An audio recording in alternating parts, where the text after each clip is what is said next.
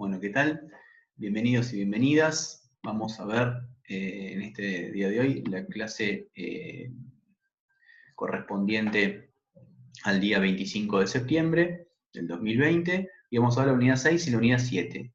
Unidad 6, indivisión hereditaria, y unidad 7, lo que es, a ver si puedo poner esto, ahí está, indivisión hereditaria, unidad 6, como les decía, y unidad 7 correspondiente a lo que es administración judicial y administración extrajudicial. Entonces, indivisión hereditaria. ¿De qué se trata la indivisión hereditaria? Bueno, la indivisión hereditaria es aquella que se origina con la muerte de una persona ante la pluralidad de herederos que se le impone a sus sucesores y que finaliza con la partición. Es decir, se trata de un estado de indivisión que se origina en la muerte del causante y que continúa hasta el momento de la partición. Y esto tiene que ver o se explica porque los coherederos, ¿no es cierto? En el caso de que se trate de un heredero único o en el caso de que se trate de una pluralidad de herederos, es decir, que hayan coherederos, van a recibir los bienes y derechos de manera universal, ¿no es cierto? ¿Qué significa esto? Que no les pertenecen de manera singular cada uno de los bienes que conforman el acervo hereditario, sino que lo que reciben es una universalidad. Y esto, ¿sí?, que conforma lo que estamos viendo como estado de indivisión o masa hereditaria indivisa, ¿no es cierto? O también vamos a encontrar en los libros hablar de comunidad hereditaria, ¿no? Donde los herederos son copropietarios de toda una comunidad, ¿no? Por eso también se habla de comuneros en los libros. Tiene una gran implicancia práctica. ¿En qué sentido? Por ejemplo, vamos a dar distintos ejemplos. Si el acervo hereditario está compuesto por 3 automóviles, ¿no es cierto? Y hay distintos herederos, los herederos, no, en el caso de ser 3 herederos, no van a recibir, no van a tener un tercio de cada uno de esos automóviles, sino que lo que tienen es una cuota parte de la universalidad, ¿sí?, del total, pero no tienen un tercio de cada uno de esos automotores. Es decir, no tienen el dominio, sino que lo que tienen es derechos. Entonces, durante el estado de indivisión hereditaria, se pueden transmitir derechos sucesorios que tienen que ver con esa cuota parte, pero lo que no tienen es el dominio. Por ejemplo, esto también tiene, como les decía, implicancia práctica, por ejemplo, porque en el caso de los acreedores personales de cada uno de los coherederos, los acreedores personales de nada les sirve para poder satisfacer y asegurar el pago de su crédito, plantear o presentar ante la justicia un pedido de embargo sobre un bien determinado del acervo hereditario, ¿no es cierto? ¿Por qué? Porque aún no se sabe si ese bien determinado va a formar parte de la hijuela que corresponde a ese heredero que es deudor de ese acreedor. Entonces, de nada le sirve para asegurar su crédito. Lo que tiene que hacer entonces el acreedor personal de ese heredero determinado en el ejemplo es presentar, ¿sí?, un embargo de la cuota parte o de los derechos que le corresponden a ese heredero en la herencia, ¿sí? Entonces, lo que se transmite es una universalidad de bienes y derechos, y no bienes determinados en sentido singular. Por eso la definición dice, es aquella que se origina, el estado de división es aquella que se origina con la muerte de una persona ante la pluralidad de herederos que se le impone a sus sucesores y que finaliza con la partición. Los herederos son titulares de una masa hereditaria de bienes y derechos. Ahora, los bienes singularmente considerados no tienen, no tienen destino asegurado a un sucesor en concreto. Son propietarios de la herencia por cuotas, ¿sí?, una cuota aparte. Los bienes de modo determinado los van a recibir recién con la partición de herencia, que lo vamos a ver en la unidad 8. ¿Cuáles son las características entonces de este estado de indivisión, de esta universalidad? Bueno, se trata de una comunidad universal, una comunidad forzosa y una comunidad transitoria o incidental. ¿Por qué es una comunidad universal? Bueno, porque como ya les decía, recae sobre una universalidad que es la herencia, ¿sí?, esta comunidad hereditaria que se forma, y no sobre sus objetos singulares. Es un conjunto de bienes y derechos. Es una comunidad forzosa porque se origina con la muerte de una persona, ¿sí?, que en este caso va a ser el causante, el autor de la sucesión, el actor de la sucesión. No es opcional, sino que se impone de pleno derecho y nace con independencia absoluta de las partes, es decir, no depende de la voluntad de las partes. Es de orden público, es forzosa. Es una comunidad transitoria o incidental, ya que no se constituye de manera permanente, no se perpetúa en el tiempo, sino para extinguirse mediante la partición. El principio, en nuestro ordenamiento jurídico interno, es el de la partición forzosa. Es decir, la partición debe realizarse. Sin embargo, vamos a encontrar después algunos supuestos, ¿no?, dentro de esta unidad 6, determinados supuestos de indivisión forzosa. Forzosa en el sentido de que se extiende en el tiempo, más allá de los tiempos normales de lo que sería un procedimiento sucesorio, ¿no es cierto? Entonces, como les decía recién, el principio es el de la partición forzosa, sin embargo puede extenderse.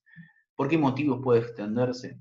Puede extenderse por voluntad del testador, por pacto entre los herederos, por oposición por parte del cónyuge, por oposición de un heredero a la división de un establecimiento de cualquier índole, por oposición por parte del cónyuge a la partición de un bien determinado que constituyó la residencia habitual de los cónyuges. ¿Sí? Vamos a ver cada uno de estos 5 supuestos de manera individual. Por voluntad del testador. Tengo que correr esta ventanita, que si no, no puedo leer. Entonces, 2330. ¿Qué dice el artículo 2330? El testador puede imponer a sus herederos, aún inclusive los legitimarios, la indivisión de la herencia por un plazo no mayor a 10 años. Es decir, se puede imponer por un plazo mayor de 10 años. ¿Por qué? Por voluntad del testador. Y se diferencian 2 cuestiones en este artículo. Por un lado, puede imponer a sus herederos por un plazo no mayor a 10 años la indivisión de la herencia. ¿De qué está hablando acá? De la herencia en sentido global, genérica, toda la herencia. Se establece la indivisión forzosa por un plazo no mayor a 10 años. Si el plazo establecido en el testamento es mayor a 10 años, se entiende reducido a la edad de 10 años. Es decir, no puede ser mayor a 10. También se puede mantener indiviso por ese plazo, es decir, 10 años, en el caso de haber herederos menores de edad, hasta que todos lleguen a la edad de la mayoría de edad. Es decir, puede extenderse más allá de los 10 años en el caso de haber herederos menores de edad. Por ejemplo, en el caso de que haya un heredero de 5 años, se puede extender hasta que éste cumpla la mayoría de edad, es decir, 18 años, con lo cual, en ese caso, se extendería por un plazo de 13 años, es decir, más allá de los 10 años. Pero no sobre la totalidad de la herencia, sino que acá habla de determinados bienes o determinadas circunstancias. Por ejemplo, se puede extender más allá de 10 años, y en el caso en que haya personas menores de edad, cuando se trata de un bien determinado, cuando se trata de un establecimiento de cualquier índole, comercial, industrial, agrícola, ganadero, minero o de cualquier otro, pero que constituya una unidad económica. Entonces lo que pretende en este caso el testador es que la unidad económica no se subdivida y no pierda la producción, ¿no es cierto?, o la unidad económica de que se trata, que siga funcionando ese establecimiento, ¿no es cierto? Eso es lo que se busca.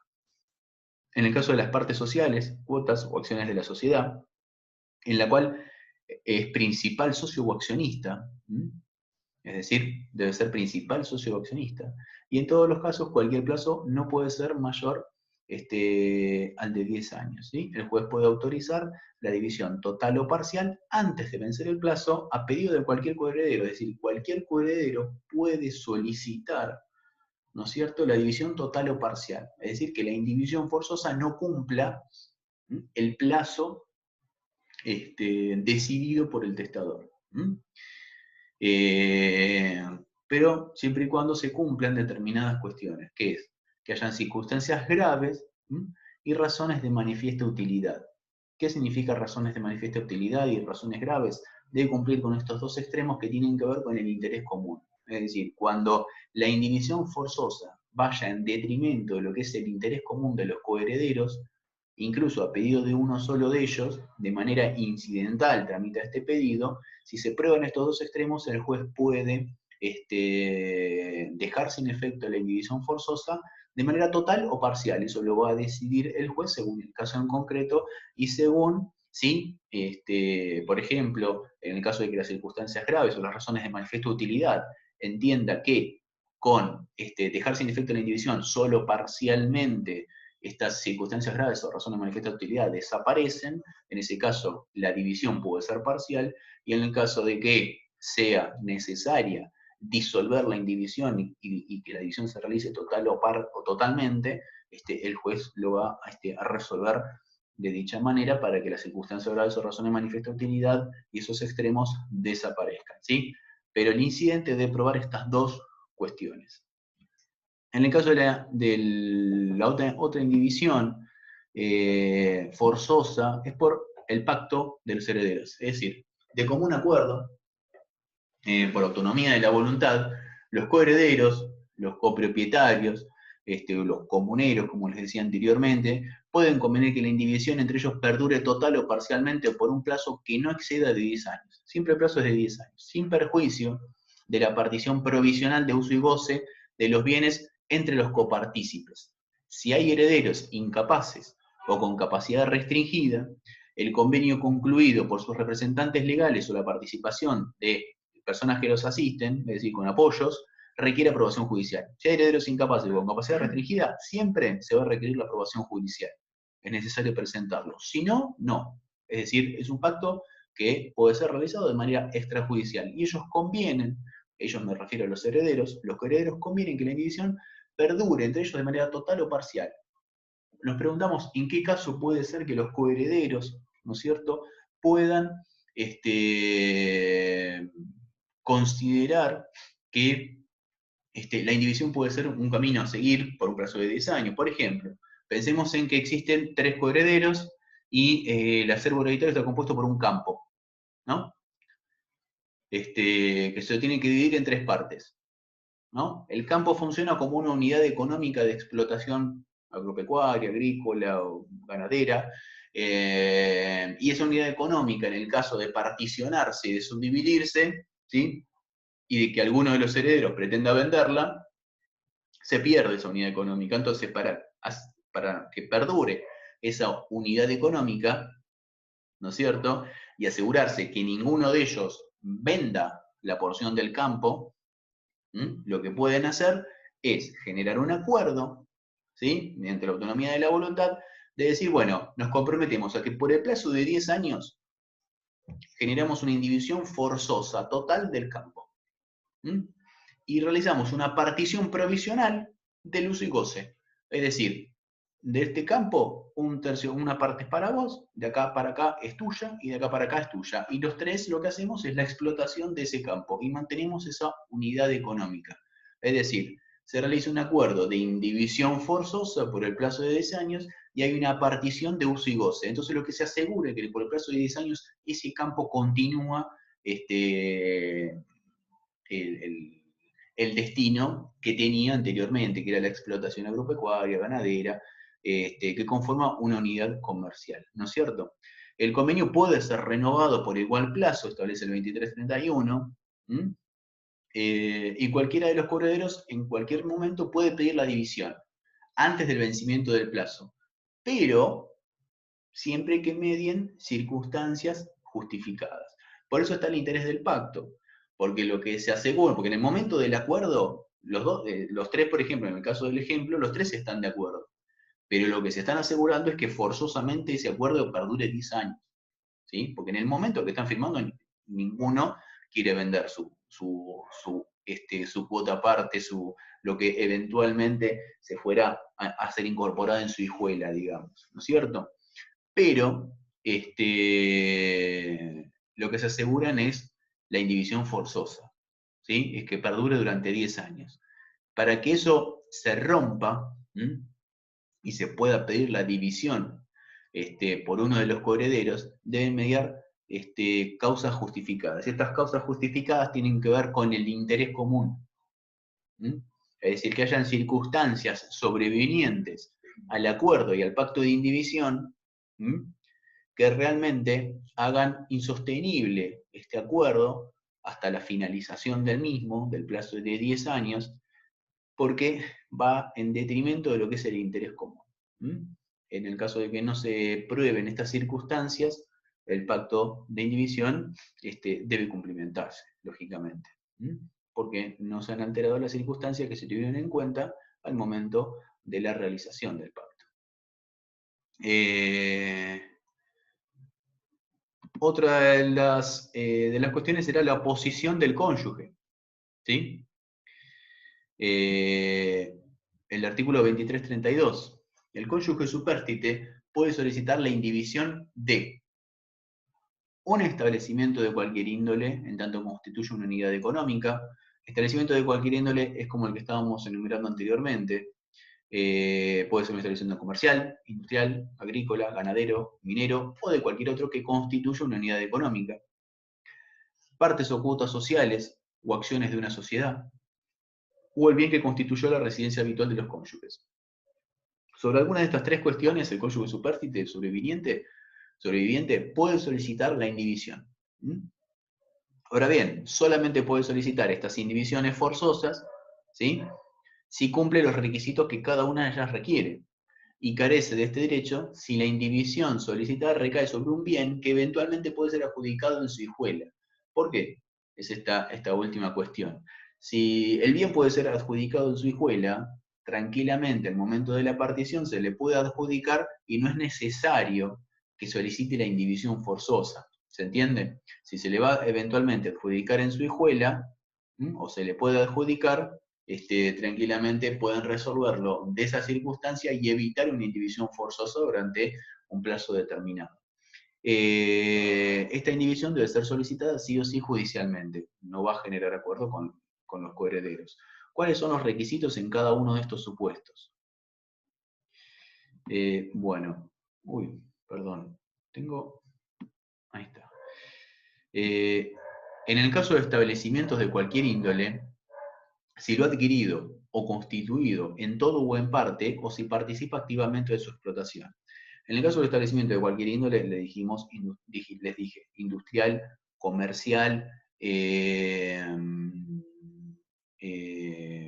agropecuario, etcétera, si lo ha adquirido o constituido en todo o en parte, o si participa activamente de la explotación. Estos son el requisito esencial y necesario para poder pedir la indivisión.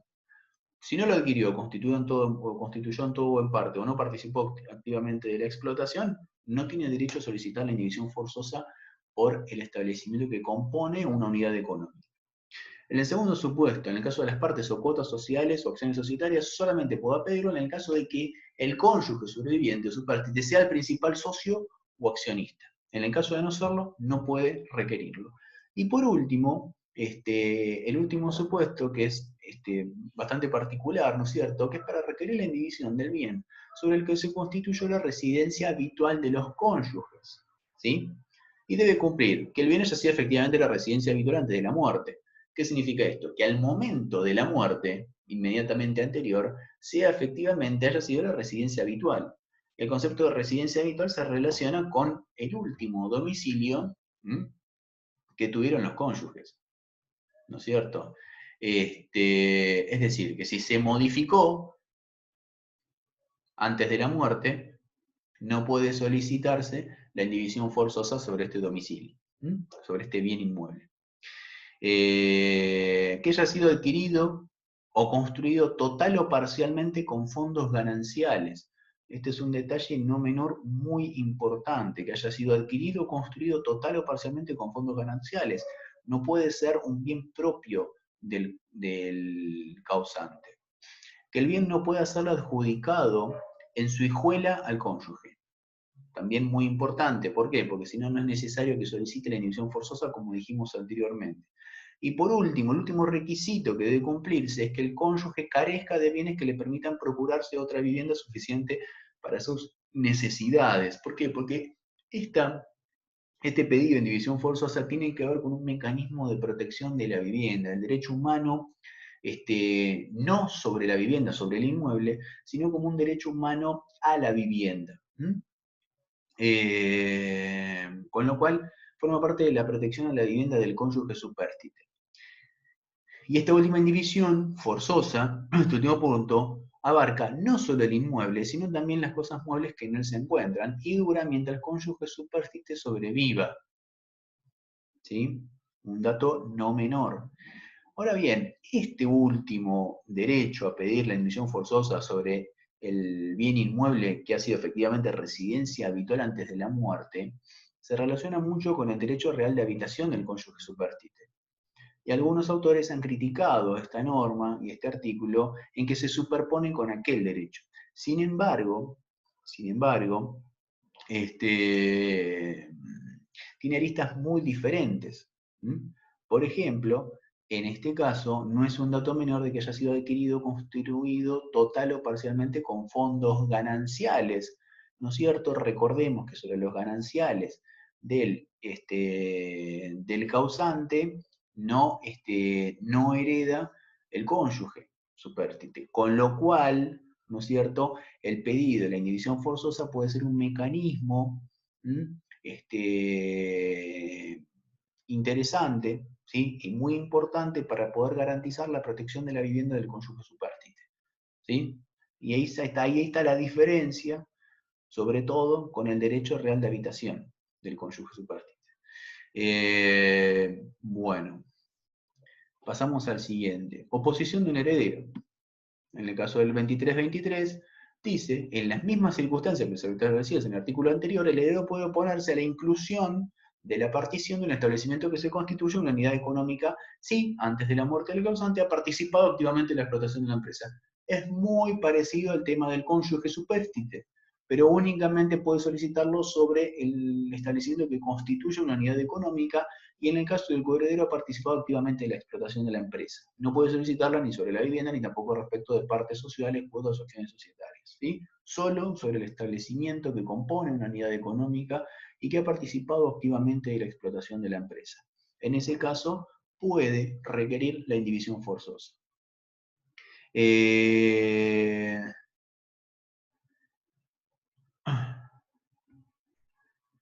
El artículo 23-24, oponibilidad frente a terceros.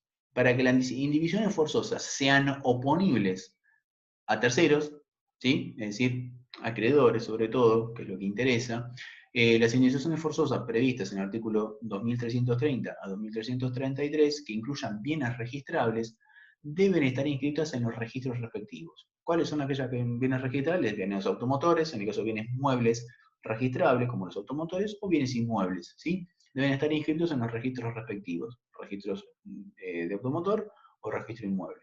Cumplido con ello, y mientras dure la indivisión, los acreedores personales de los herederos no podrán ejecutar los bienes indivisos, ni tampoco una porción ideal de estos, ¿sí?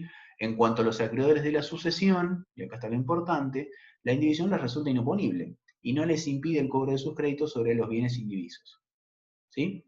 Es decir, la registración de la indivisión forzosa tiene que ver para los acreedores personales de los coherederos, ¿sí? Los acreedores de la sucesión, es decir, los acreedores del causante, la indivisión les resulta inoponible y pueden cobrar los créditos sobre los bienes indivisos. No hay ningún tipo de inconveniente. Eso es muy importante.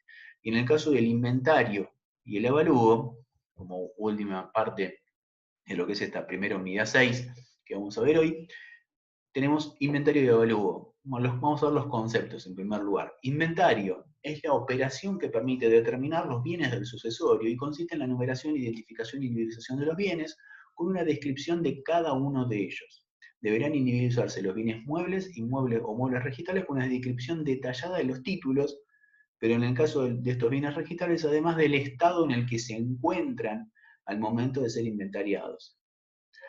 El avalúo es la pericia tendiente a esclarecer todo lo concerniente a la naturaleza del bien, a la conservación, divisibilidad, desgaste y sobre todo el valor de cambio, ¿sí? Tiene que ver con la evaluación del bien.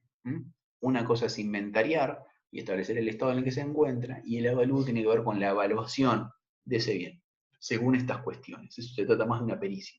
En el inventario debe hacerse con citación de los herederos, acreedores y legatarios cuyo domicilio sea conocido. Debe ser realizado en un plazo de 3 meses desde que los acreedores o legatarios hayan intimado judicialmente a los herederos a su realización.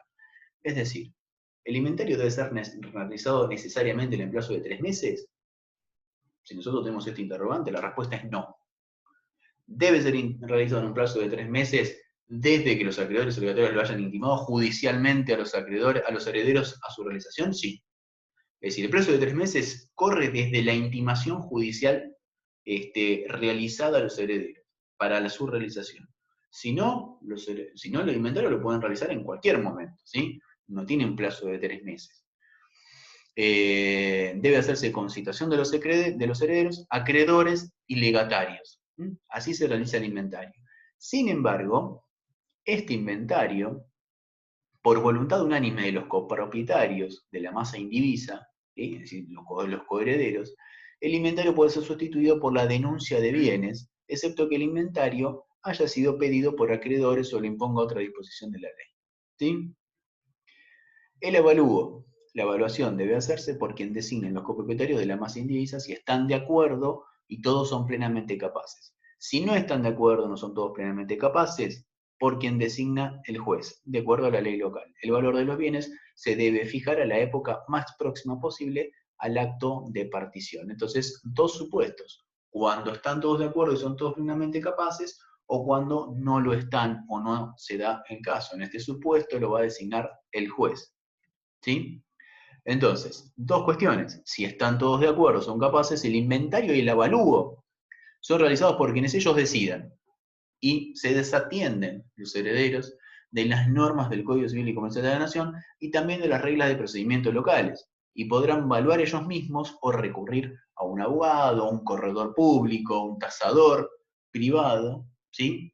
Y pueden acordar lo que quieran sin ningún tipo de limitación. Y acá aparece la autonomía de la voluntad en materia de inventario y avalúo.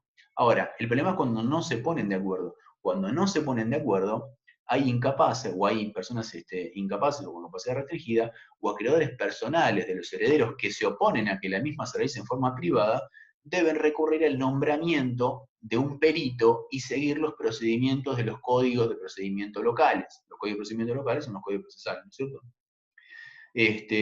Y advertimos que existen 3 tipos de inventarios, o avalúo. Puede realizarse de manera privada, mixta o judicial. La característica en que en forma privada o mixta, todos los herederos tienen que estar de acuerdo y ser capaces. Tanto de forma privada como mixta forma parte de este primer supuesto, donde están todos de acuerdo y son plenamente capaces. Privado, bueno, 100% autonomía de la voluntad, no hay intervención judicial. Mixta es cuando hay intervención judicial. ¿Cuándo hay intervención judicial? En el caso, por ejemplo, de la denuncia de bienes. Cuando sustituyen el inventario judicial por la denuncia de bienes. Cuando están todos de acuerdo, presentan una denuncia de bienes, donde establecen un inventario y un avalúo y lo presentan ante la justicia para que el juez lo homologue. Ese acuerdo, o ese acuerdo de voluntades, ese escrito, esa presentación, se denomina denuncia de bienes. ¿Sí? Y en ese caso es mixto, ¿no?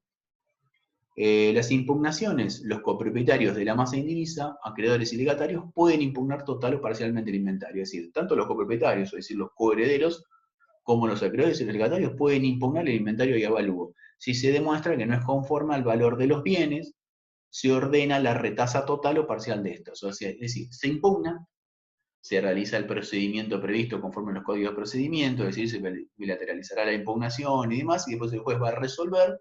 ¿Sí? Y en el caso de que se demuestre de esa incidencia que el valor de los bienes no corresponde, ¿sí?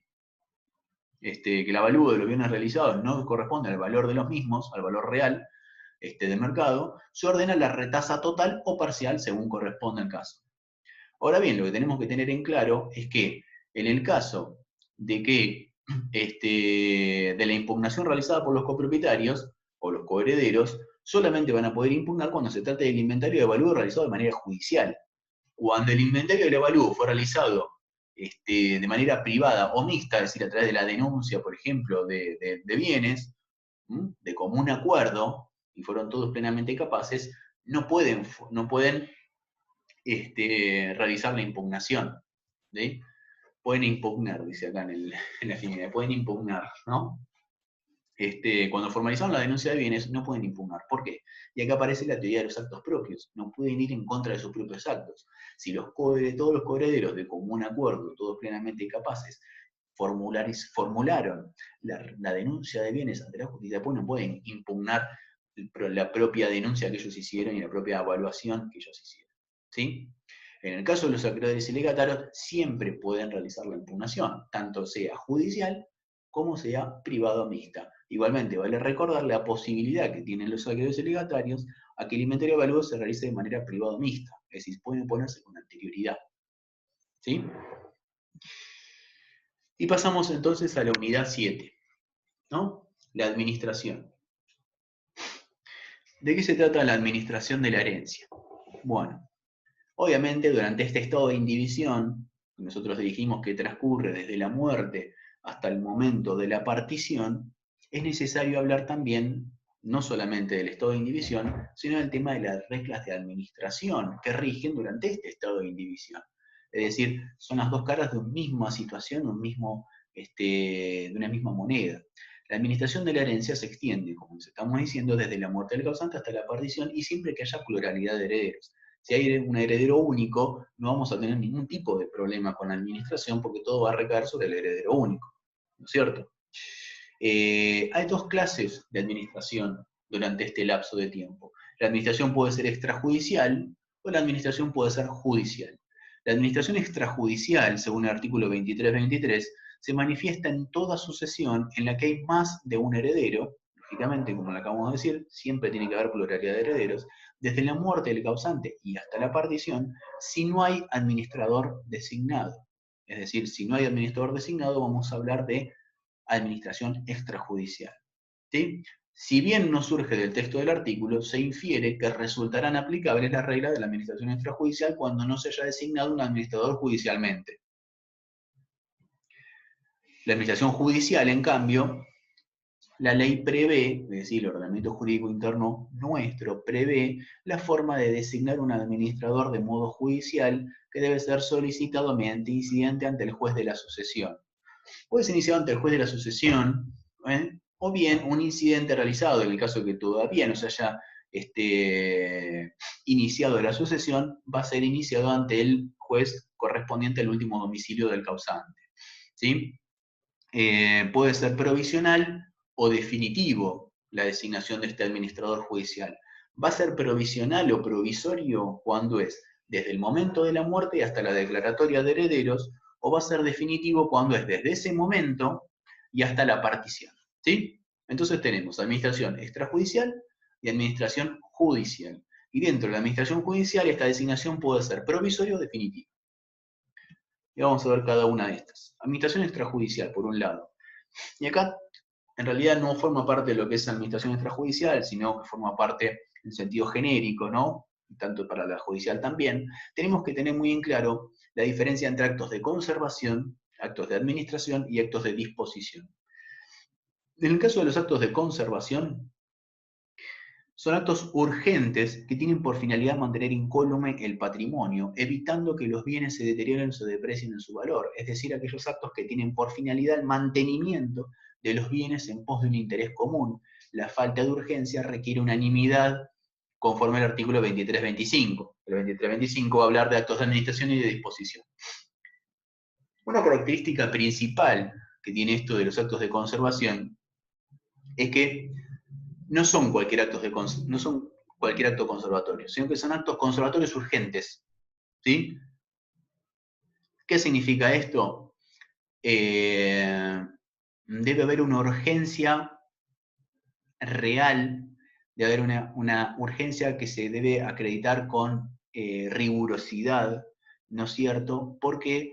Porque el principio, cuando estamos en presencia de una universalidad, ¿no es cierto?, de bienes y derechos, y donde ninguno de los copropietarios, de los coherederos, puede disponer o utilizar de manera unánime, ¿sí? sin consultarlo con el resto de los coherederos, no pueden realizar ningún tipo de acto de administración o disposición, ¿no es cierto? Por eso la regla del 2325 es que para los actos de administración y disposición se requiere el consentimiento de todos los coherederos. Entonces, para suplir el consentimiento del resto de los coherederos, nosotros podemos realizar actos de conservación, pero actos de conservación urgentes, ¿sí? No cualquier acto de conservación, son conservatorios urgentes. Por ejemplo, En el caso de una inundación de un campo, ¿sí? El traslado de los animales hacia otro lado. Eso es un acto de conservación urgente que se puede realizar sin consentimiento del resto de los coherederos para evitar daños mayores. En este caso sería que se ahoguen los animales, ¿sí? Los semovientes. Entonces, para evitar eso, uno de los coherederos puede realizarlo. Este acto conservatorio urgente. Y forma parte del interés común, obviamente, de todos los coherederos. Pero tiene que haber una urgencia. ¿Sí? Y esto después sí sirve el ejemplo, porque después lo tenemos que ver la diferencia con el artículo 23-27, que habla de las medidas urgentes, ¿no es cierto? Y en el caso de los actos de administración a disposición, tienen como característica principal que requiere el consentimiento de todos los coherederos, ¿sí? Es un requisito necesario. Y los actos de administración tienen que ver cuando no se pone en riesgo ni compromete la potencialidad económica total del patrimonio, que estamos en presencia de actos de administración y se relacionan más con los frutos y los productos. En el caso de los actos de disposición, son aquellos actos que recaen sobre bienes de capital. La característica es que compromete, que sí compromete o pone en riesgo la potencialidad económica del patrimonio. ¿Sí? Cae sobre los bienes de capital, no sobre sus frutos o productos, sino sobre los bienes de capital. Esa es la gran diferencia. En el caso de la administración entonces extrajudicial, los herederos pueden realizar actos conservatorios empleando los fondos indivisos en su poder, y a falta de fondos indivisos en su poder, puede obligar al resto de los coherederos a contribuir al pago de los gastos necesarios. ¿Sí? Y se trata de actos urgentes, ¿no es cierto? La diferencia principal con el artículo 23-27, ¿sí? Que habla de las medidas urgentes, ahora después lo vamos a ver, que tiene que ver con la intervención judicial. En este caso son actos conservatorios urgentes donde no requieren la intervención judicial. En el caso de los actos de administración y disposición se requiere el consentimiento de todos los coherederos, quienes pueden dar a uno o varios de ellos, ¿sí? O a un tercero, es decir, una persona extraña a los coherederos, un mandato general de administración. ¿Sí? O también puede existir un mandato tácito, es decir, si uno de los coherederos toma a su cargo la administración con conocimiento del resto de los coherederos, ¿sí? Y ninguno de ellos se opone, se entiende que puede haber un mandato tácito para los actos de administración, pero no para aquellos que requieren, aquellos actos de administración que no requieren facultades expresas, ¿sí? No para los actos de disposición. Ahora bien, ¿cuáles son los actos de administración que requieren facultades expresas? Todo acto que exceda la normal explotación de los bienes indivisos para la contratación o renovación de locaciones. Aquellos que requieren facultades expresas, no se presume que hay un mandato tácito. Y acá estamos en las medidas urgentes, que yo estaba mencionando, les estaba adelantando cuál es la diferencia con los actos de conservación urgentes. Se trata de actos urgentes, en el caso de las medidas, que requieren intervención judicial, mientras que los proyectos 93-24 son conservatorios urgentes que pueden realizarse sin la intervención judicial. En el caso de las medidas urgentes, el artículo 23-27 dice, aún antes de la apertura del proceso judicial sucesorio, a pedido de un coheredero, el juez puede ordenar medidas de carácter urgente que se requieren en interés común. Puede ser, por ejemplo, autorizar el ejercicio de derechos derivados de títulos valores, acciones o cuotas societarias, la participación de fondos indivisos o el otorgamiento de actos para los cuales es necesario el consentimiento de los demás sucesores si la negativa de estos pone en peligro el interés común. Asimismo, puede designar un administrador provisorio o prohibir el desplazamiento de las cosas muebles y atribuir a uno u otro de los coherederos el uso personal de estos. Ahora bien, además de la urgencia, y esto es muy importante, deben comprobarse dos extremos: la negativa del resto de los coherederos a la realización del acto y que dicha negativa impacta de manera gravosa en el interés común. ¿Sí? Es decir, si no hay negativa del resto de los coherederos, puede realizar directamente el acto, ¿no es cierto? Entonces debe comprobarse que hay una negativa del resto de los coherederos y que dicha negativa impacta de manera gravosa en el interés común. Este es un pedido, como dijimos, que se realiza ante el juez, y al tratarse de una medida urgente, lo podemos relacionar automáticamente con el Código de Procedimiento, que se trata como una medida cautelar, donde se debe acreditar los presupuestos de toda medida cautelar, verosimilitud del derecho y peligro en la demora. Verosimilitud del derecho, obviamente, al tratarse de un coheredero, está por demás cumplido, ¿no es cierto? Y en el caso del peligro o la demora, se relaciona justamente con estos dos extremos, que es la negativa por un lado del resto de los correderos, ¿no? Donde no puede realizar esa medida de carácter urgente, ¿sí? Y que la negativa impacta de manera gravosa y directa en el interés común de todos los correderos, ¿no? Estos dos extremos, ¿no?, configuran el peligro en la demora, puesto que de no tratarse, ¿sí?, se va a generar un mal mayor o hay un peligro en el no dictado de esta medida urgente, ¿no es cierto? Entonces se relaciona con un pedido más como una medida cautelar que otra cosa. Esa es la principal diferencia que tiene con el caso de los actos conservatorios urgentes, como el que yo les nombré como ejemplo anteriormente. En el caso del uso y el goce de los bienes, durante esta etapa de indivisión, el heredero puede usar y disfrutar de la cosa indivisa conforme su destino, en la medida compatible con el derecho del resto de los copartícipes. Si no hay acuerdo entre los interesados, el ejercicio de este derecho debe ser regulado de manera provisional por el juez. Provisional, obviamente, porque es el uso y goce de manera provisional durante el estado de indivisión. El copartícipe que utiliza privativamente una cosa, es decir, la utiliza de manera privativa, sin compartir, digamos, está obligado, excepto pacto en contrario, a satisfacer una indemnización desde que le es requerida. Excepto pacto en contrario, y acá lo podemos relacionar con el pacto de indivisión forzosa que acabamos de ver anteriormente. En el caso de los coherederos, recordemos, pueden realizar un pacto de indivisión forzosa, donde también se puede realizar una partición provisional de uso y goce. ¿Recuerdan el ejemplo del campo, donde se establece la indivisión forzosa durante el plazo de 10 años, 3 coherederos, y se divide en el campo en 3 partes? Es decir, es una partición provisoria de uso y goce nada más, donde no tienen título dominal sobre ese campo, en un tercio cada uno. Pero sí tienen la partición de uso y goce para poder continuar el normal giro comercial de ese establecimiento que se constituye como una unidad económica el campo, ¿no es cierto? Entonces se establece la división forzosa en el pacto y hay una partición provisional de uso y goce. Entonces en ese caso hay un uso y goce privativo de cada una de esas porciones del campo, ¿sí? Pero no es necesario satisfacer ningún tipo de indemnización porque hay un pacto establecido entre los coherederos, ¿no es cierto? La última parte, el 23-28, habla del uso privativo de la cosa indivisa en el caso de que no haya pacto en contrario, ¿sí? Por eso les traje a colación el ejemplo que habíamos dado anteriormente, ¿sí? Y en el caso de los frutos, el artículo 23-29 dice: los frutos de los bienes indivisos acrecen, obviamente, la indivisión, excepto que mediante una partición provisional. De vuelta al mismo ejemplo, ¿sí? Si hay una partición provisional de uso y goce, cada uno recibe los frutos, ¿sí?, de lo que está explotando, con lo cual no va a acrecentar la indivisión. Cada uno de los herederos tiene derecho a los beneficios y soporta las pérdidas proporcionalmente a su parte en la indivisión.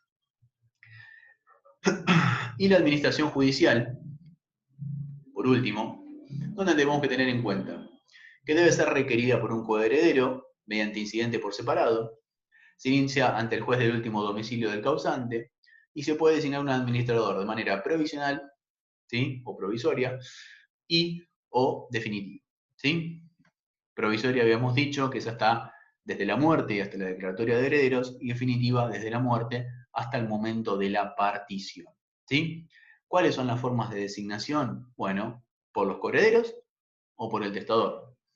Por los coherederos, y en el caso, bueno, y habla también, habla también el ordenamiento jurídico interno, en el caso de que haya pluralidad de administradores, ¿no es cierto? Pero bueno, por los coherederos o por el testador. Por los coherederos, los copropietarios de la masa indivisa pueden designar administrador de la herencia y proveer el modo de reemplazarlo. Es decir, de común acuerdo, pueden decidir, por autonomía de la voluntad, quién va a ser el administrador y establecer también las modalidades de su reemplazo, de cómo lo vamos a reemplazar.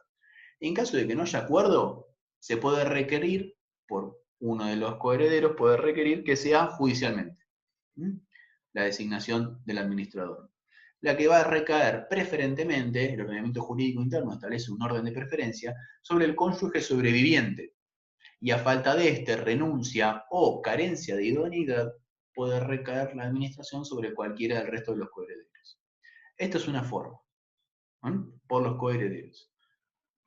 Otras formas de designación es por el testador. El testador puede designar en el testamento, lógicamente, a uno o varios administradores y establecer el modo de su reemplazo. Y debe surgir expresamente del testamento. Expresamente no significa que hable necesariamente de administrador, pero puede surgir expresamente estableciendo en cabeza de una persona la realización de actos de administración, de conservación, etcétera, etcétera, etcétera. Es decir, de establecer o indicar funciones a una determinada persona que tienen que ver con las funciones propias de un administrador. Entonces, en ese caso surge expresamente que se ha designado a esa persona como administrador de la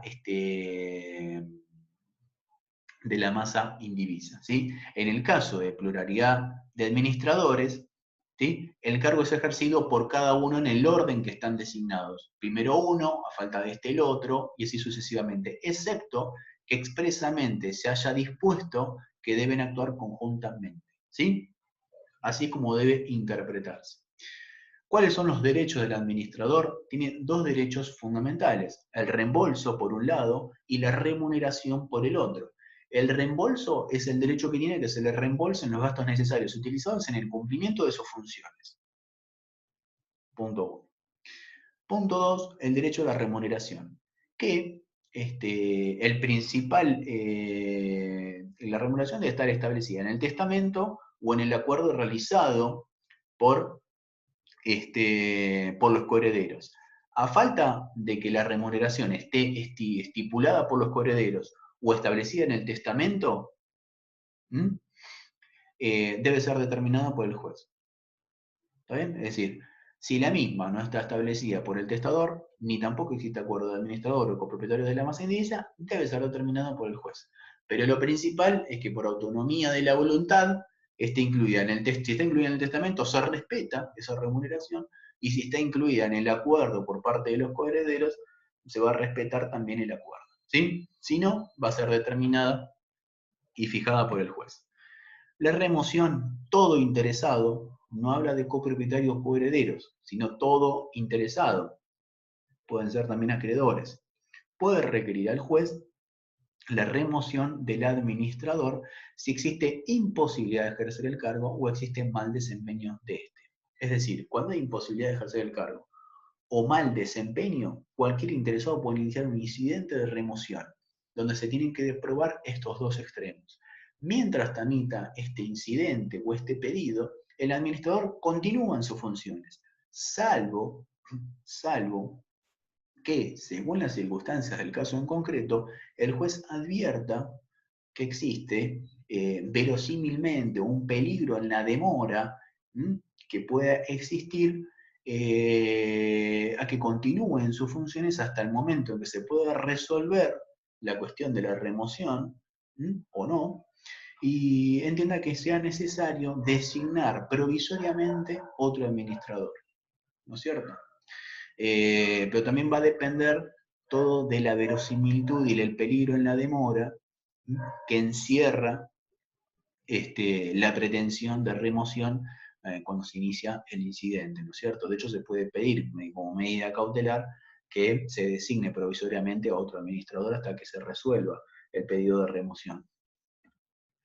Funciones del administrador.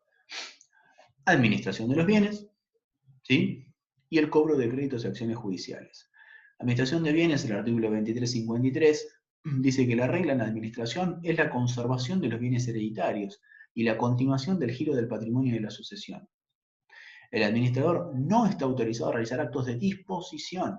Solo de modo excepcional podrá hacerlo cuando los bienes sean susceptibles de perecer o depreciarse o su conservación resulte onerosa. En caso de bienes registrables, sean muebles como automotores o inmuebles, se requiere unanimidad de los herederos. Bueno, el artículo es claro. Por un lado, entonces, la administración de los bienes, ¿sí? Actos de, como dijimos anteriormente, actos de conservación y de administración. no tiene autorización para realizar actos de disposición, solo excepcionalmente, ¿sí?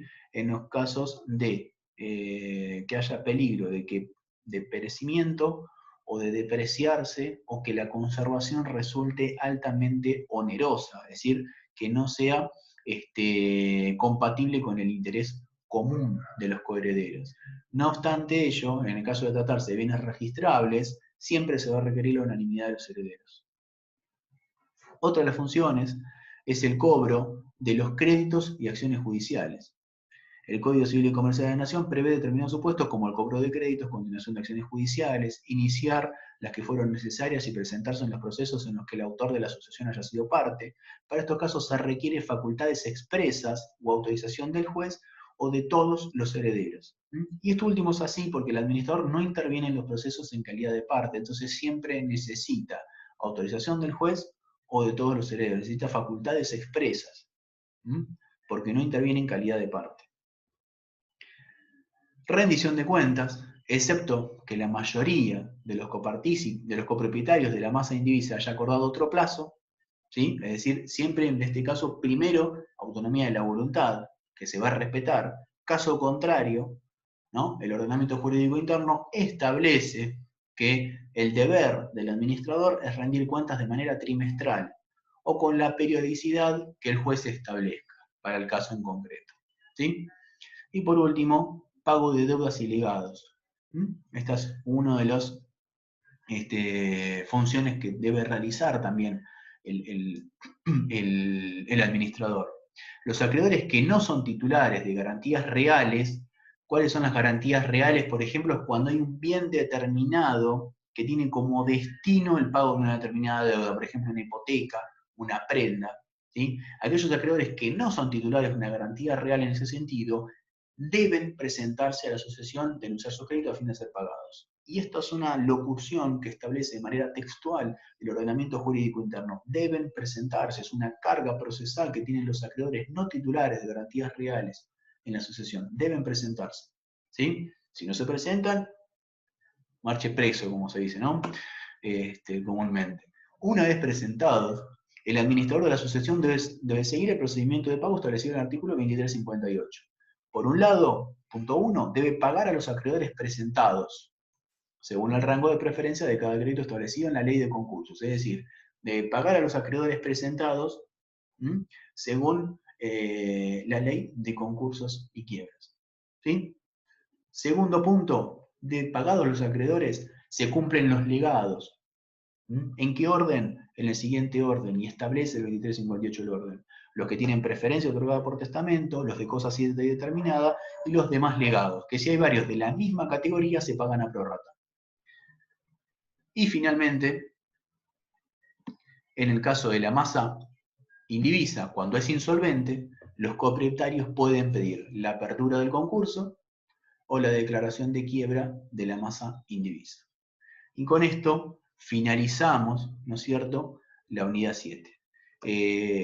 Bueno, espero que se haya entendido todo y nos vemos entonces en la próxima clase.